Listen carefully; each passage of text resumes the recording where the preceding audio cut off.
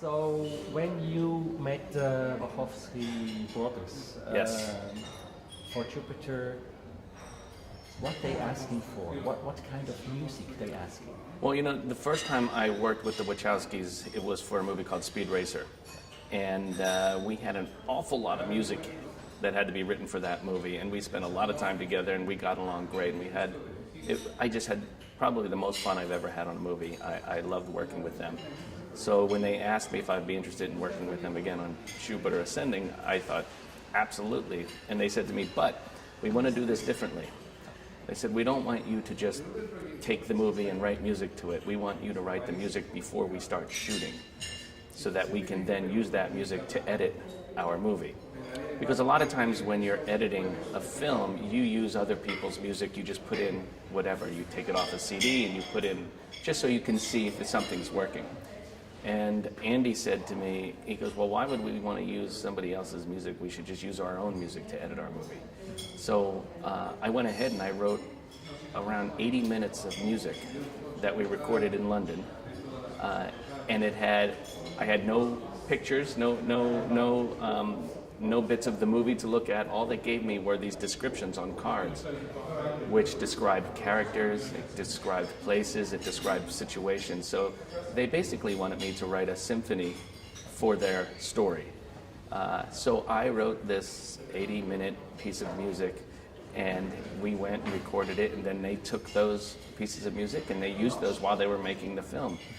So in the end, when we were able to look at what we had, we go, okay, so we were able to use about, I would say, for the film, we used about 55% all music that was written before. And then we looked at it and figured out, okay, now we still need this, this, this, and this.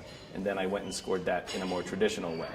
So the film is kind of half done with music that was written before they shot it, and also with music that was scored to picture. Could you describe the result? Could you describe the music you've done? Yeah, it's a very big symphonic score. It's very thematic, and there's a lot of characters, and each character has their own theme, and they love sort of big cinematic storytelling music, as do I, which is a lot of fun to write. And it was interesting watching the movie. When you watch the movie, you don't really get the sense that most of the music was written prior to shooting. When you watch it, it looks like it just fits in there somehow. I don't know how it all worked out. It was a crazy creative experiment, but it worked very nicely. I look forward to see the whole movie. Oh yeah, it's Just fun. that trailer. Well, even for me as a composer, it was great. And I'm excited for people to see it because of the way we went about doing it, because it was so different. It's a very different approach to scoring a film than what you would normally do. Could that be the next Matrix? Who knows? Only the public can decide this, right?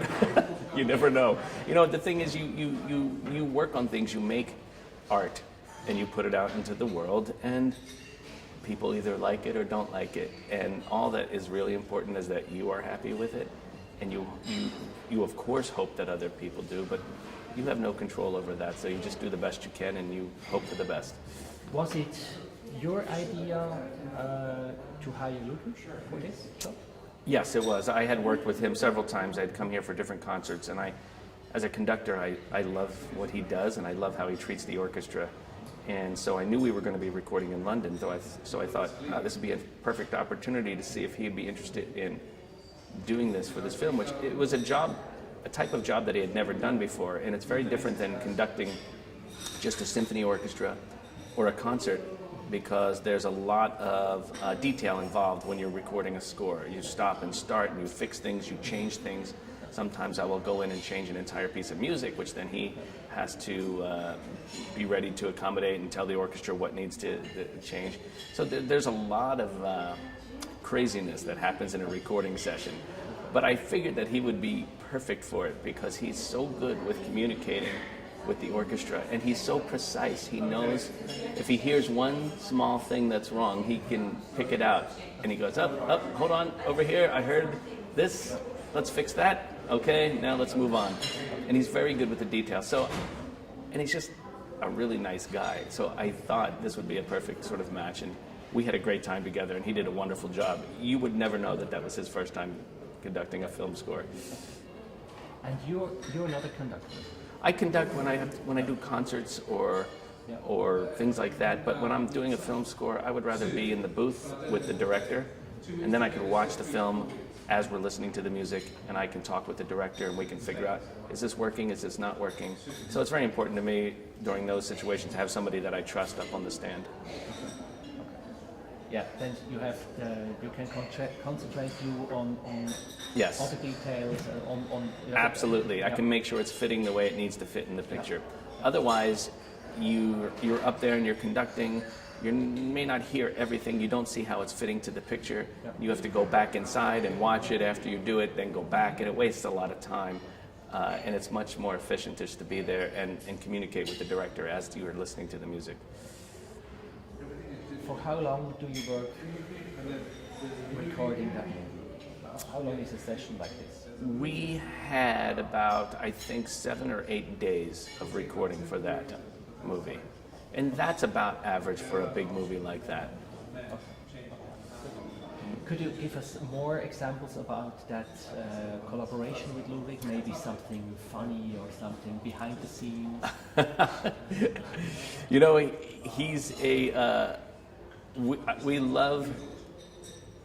I'm just going to say, I'm just trying to think of what the best way to say. He's so nice. You know, there's not a mean bone in his body. So he's always tries to be as nice as he can. And I will say that the orchestra told me afterwards that he was one of their favorite conductors that they ever worked with. And this orchestra in London, you know, these guys work with everybody. And so for somebody to come in from the outside, first time working with them, usually an orchestra can be very wary of the conductor that's coming in. They're very, I don't know about this guy, we don't know, you know, who he is. But they fell in love with him. They loved him. And so afterwards, so many of them came up to me and told me, will he come back? Will he do other things here? And I said, I'm not sure. I hope he does. But they absolutely fell in love with him.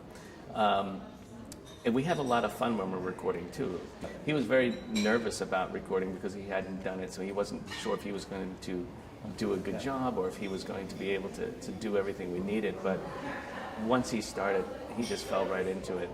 I don't know, were there any funny stories that I'm missing, that I'm not remembering? Hey, Ludwig. Oh, what funny, do we have any funny stories about our recording sessions?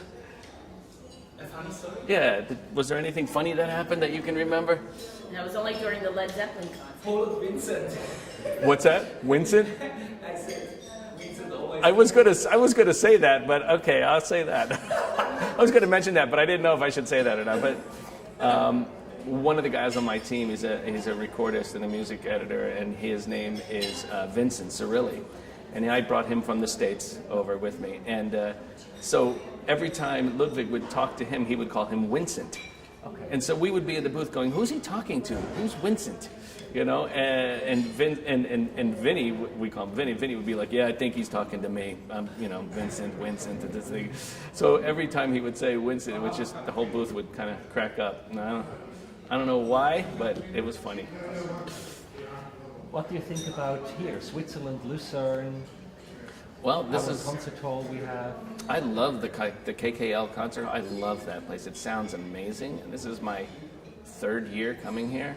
And every time I come, I'm always amazed at the orchestra and how well they play. And because, you know, doing film scores, this music is not always easy. It's very difficult, and you don't have a lot of time to rehearse and practice it. And it's not something that you've been playing all your life, like some of these classical pieces. Some of the players, they know them almost by heart because they play them all the time. This is a brand new piece, comes in, they have to learn it very quickly. And then on top of that, to have to play that to picture while the movie's playing, that makes it even more difficult. So I'm always astonished at how great they are and how wonderful and nice they are and how willing they are to take on a project like this and just go for it. I mean, it's so funny, you know, it always starts usually after the concert. Ludwig and I will be walking somewhere and we go, hey, how about we do such and such next year? Okay, let's do that. And then that's it, it's done, and we're doing that next year.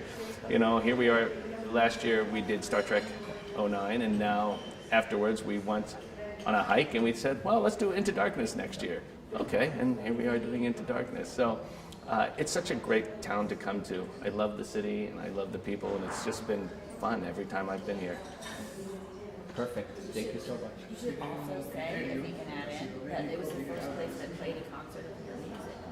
Oh yeah, And I mean that kind of. that's true. Yeah.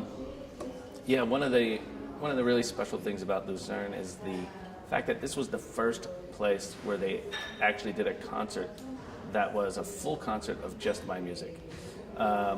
And so it was a lot of fun to come here, and I wasn't even sure if that was going to be a good concert or not, because, you know, I had never done something like that. And they just took it on full bore. They did a great job, and we had a great 3 days. And so I'm always happy to come back and do more. And a great friendship has developed out of that. So it's been great.